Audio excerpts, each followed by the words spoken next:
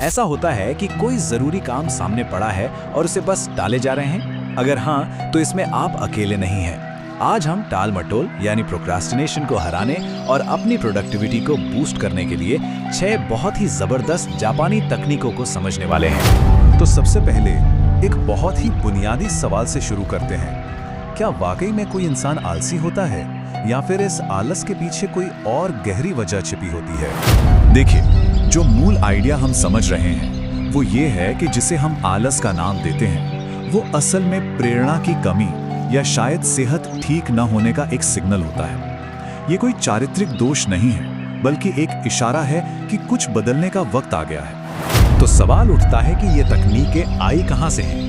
ये उस जापानी संस्कृति की देन है जो अपने गजब के अनुशासन और जुझारूपन के लिए जानी जाती है। एक ऐसा देश जिसने क्या कुछ नहीं झेला, लेकिन हर बार और ज्यादा मजबूत होकर खड़ा हुआ।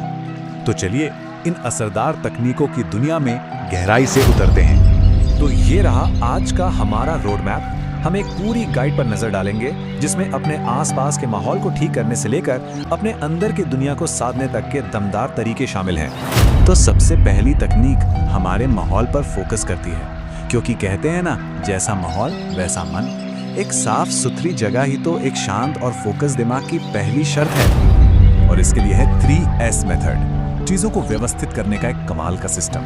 और हाँ, ये सिर्फ घर के लिए नहीं है, बल्कि पूरे जापान में बड़ी बड़ी कंपनियां, दफ्तर, यहाँ तक कि अस्पताल भी इसका इस्तेमाल करते हैं ताकि काम और बेहतर हो सके। इसके 3 बहुत ही सिंपल स्टेप्स हैं। सेरी यानी फालतू सामान को छांटकर बाहर निकालें, सेतोन यानी जरूरी चीजों को उनकी सही जगह पर रखें, और सेसो यानी अपनी जगह को चमका दें। ये तरीका ध्यान भटकाने वाली चीजों को खत्म कर देता है और यकीन मानिए इससे काम आधे समय में पूरा हो सकता है। ठीक है, तो माहौल तो सेट हो गया। अब आते हैं असल काम पर। काम को शुरू करने और उसे पूरा करने के लिए हमारे पास 3 जबरदस्त रणनीतियां हैं। पहली और शायद सबसे पावरफुल टेक्निक है काइजन। जब कोई काम एक पहाड़ जैसा बड़ा लगे तो लक्ष्य ये होना चाहिए कि उसे बस 1 मिनट के लिए करना है। जी हाँ, सिर्फ 1 मिनट। ये छोटा सा कदम उस काम को बहुत आसान बना देता है और एक मोमेंटम दे लेता है। इसके पीछे की साइकोलॉजी बहुत सिंपल है। असल में हमारा दिमाग काम करने से नहीं, बल्कि उसे शुरू करने के ख्याल से घबराता है। काइजन उसी पहली रुकावट को तोड़ देता है। इसके बाद है 3 का नियम, जो हमें भटकने से बचाता है। हमारा दिमाग है ना, वो हमेशा आसान रास्ता ढूंढता है, भले ही वो जरूरी ना हो। ये नियम हमें मजबूर करता है कि हम दिन के सिर्फ 3 सबसे जरूरी काम चुनें और अपनी सारी एनर्जी उन्हीं पे लगाएं। जब फोकस सिर्फ 3 सबसे जरूरी चीजों पर होता है तो दिमाग में कोई कंफ्यूजन नहीं रहता। ये पता होता है कि असल में क्या करना है, और जब तक वो काम पूरे नहीं हो जाते एक तरह की बेचैनी बनी रहती है जो हमें काम पूरा करने के लिए मोटिवेट करती है। अब ये स्लाइड बड़ी मजेदार है। ये काइजन और हमारी तीसरी स्ट्रैटेजी काइकाकू के बीच का फर्क दिखाती है। काइकाकू का मतलब है क्रांतिकारी बदलाव, मतलब काइजन के छोटे छोटे कदमों का एकदम उल्टा। ये उन चीजों के लिए है जिन्हें तुरंत एक ही झटके में बदला जा सकता है, जैसे किसी प्रोजेक्ट को आज ही खत्म करने का फैसला लेना। तो ठीक है, हमने अपने माहौल और काम करने के तरीकों पर बात कर ली, लेकिन इन सब के लिए जो सबसे जरूरी चीज है, यानी शरीर और दिमाग की एनर्जी, वो कहाँ से आएगी? और यहीं पर काम आता है हारा हाची भू, ओकिनावा का एक सदियों पुराना सीक्रेट।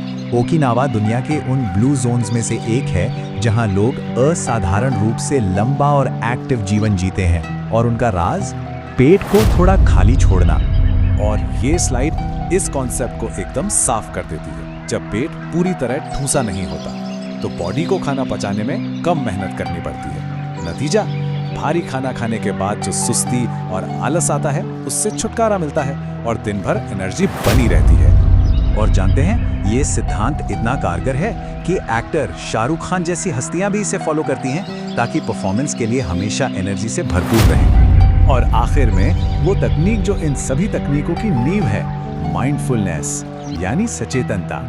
आलस और कुछ नहीं, बस एक भटका हुआ मन है, और ये अभ्यास हमारे ध्यान को खींचकर वापस इस पल में ले आता है। और ये सिर्फ कहने की बातें नहीं है, साइंस भी इसे मानता है। स्टडीज बताती हैं कि रोज सिर्फ 10 मिनट की माइंडफुलनेस प्रैक्टिस हमारे दिमाग के उन हिस्सों को मजबूत करती है जो फोकस, सीखने और सही फैसले लेने के लिए जिम्मेदार हैं। ये एक सेल्फ कंट्रोल की एक तरह की सुपर पावर है। तो चलिए अब इन सबको एक साथ जोड़कर देखते हैं। बस ये याद रखना है कि ये कोई सख्त नियम नहीं है, बल्कि एक फ्लेक्सिबल टूल किट है जिसे अपनी जरूरत के हिसाब से इस्तेमाल करना है। ये है प्रोडक्टिविटी प्लेबुक का एक क्विक रिकैप। अपने माहौल, काम, एनर्जी और मन पर कंट्रोल पाने के लिए जबरदस्त टूल्स का एक पूरा सेट। तो यहाँ से ले जाने वाली सबसे बड़ी बात ये है कि इन सबको एक साथ शुरू नहीं करना है, बल्कि अपनी आज की चुनौती के हिसाब से सही टूल चुनना है। और इसी सोच के साथ एक सवाल है, इनमें से कौन सी एक तकनीक है जो कल के दिन को बदल सकती है?